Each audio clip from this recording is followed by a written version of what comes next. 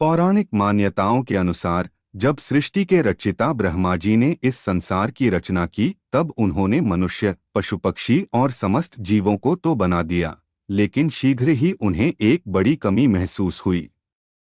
पूरी सृष्टि नीरव और मौन थी, न कोई शब्द, न कोई स्वर, न कोई संवाद। हर ओर गहन शांति और सन्नाटा छाया हुआ था।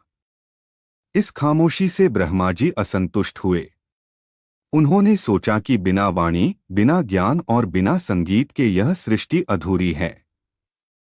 तब उन्होंने भगवान विष्णु का ध्यान किया और उनकी आज्ञा से अपने कमंडल के पवित्र जल को पृथ्वी पर छिड़का। जैसे ही वह जल धरती पर पड़ा, उसी क्षण ज्ञान, वाणी और संगीत की देवी माता सरस्वती प्रकट हुईं।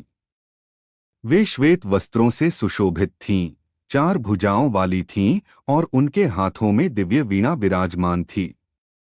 ब्रह्मा जी ने माता सरस्वती से विनम्र प्रार्थना की, हे देवी, इस सृष्टि को वाणी प्रदान कीजिए ताकि जीव अपने विचार प्रकट कर सकें और ज्ञान का विस्तार हो। माता सरस्वती ने जब अपनी वीणा के तार छेड़े तो पूरे ब्रह्मांड में नाद, शब्द और स्वर का संचार हो गया।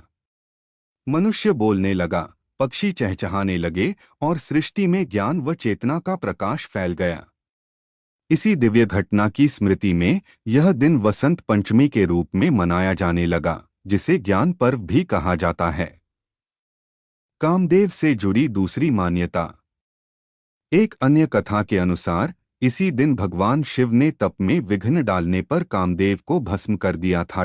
बाद में कामदेव की पत्नी रति ने 40 दिनों तक कठोर तपस्या की। उनकी भक्ति से प्रसन्न होकर भगवान शिव ने वसंत पंचमी के दिन ही कामदेव को पुनः जीवन प्रदान किया।